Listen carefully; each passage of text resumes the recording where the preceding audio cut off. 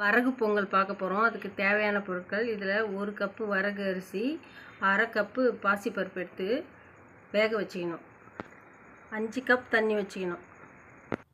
அந்த பொங்கல் வேகும்போது அதுலேயே ஃபஸ்ட்டில் கொஞ்சம் மிளகு ஜீரகம், இஞ்சி போட்டு வேக வைக்கணும்.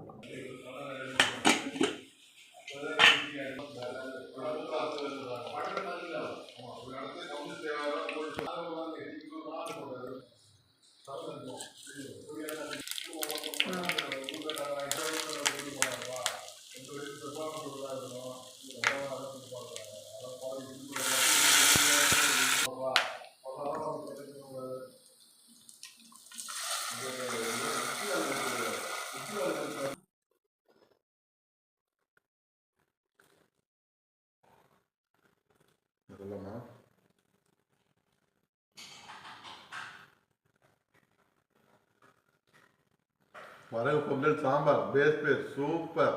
லைக் பண்ணுங்க, சப்ஸ்கிரைப் பண்ணுங்க.